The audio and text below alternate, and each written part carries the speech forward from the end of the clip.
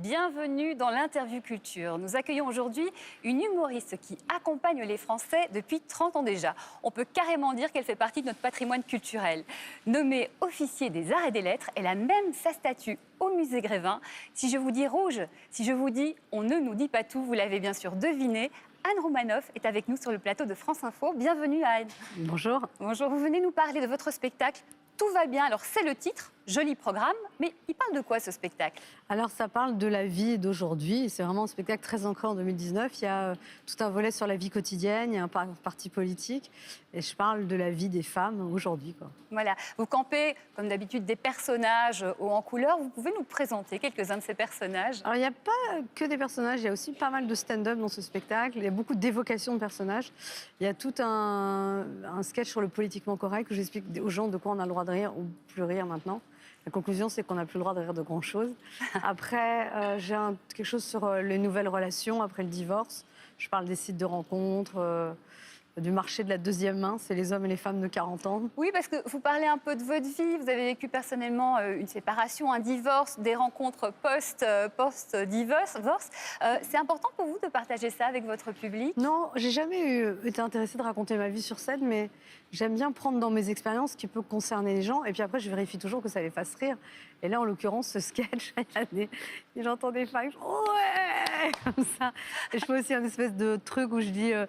une espèce de rap, mais très sommaire. Mais je dis à la fin, et le prochain mec qui va se pointer, il ne faudra pas qu'il nous fasse chier. Et là, les femmes elles font ouais tout ça. Et il y a vraiment des moments, et il y a des moments, des bouts de salle qui rient. Des fois, c'est les femmes, les hommes, des fois, c'est tous ensemble. Et je m'amuse beaucoup dans ce sketch parce que je pense que je dis des choses vraies. En même temps, c'est drôle. Je me moque aussi des copines qui donnent des conseils pourris et tout ça.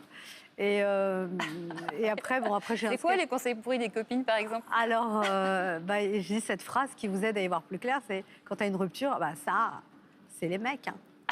C'est les mecs, c'est ça, les mecs. Et je dis, il n'a absolument rien avancé. C'est ça. Ou alors, il y en a une autre qui a fait du développement personnel et qui dit...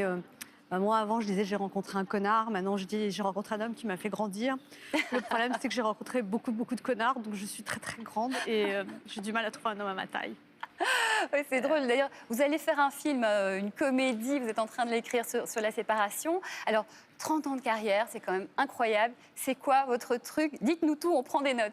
Non, mais d'abord, j'ai la chance que le public me suive. Donc ça, c'est quelque chose qu'on n'a pas de prise là-dessus. Dès mon premier spectacle, ça a été plein. Là, c'est plein. À l'Olympia, enfin, tout ça marche bien. Donc ça, c'est...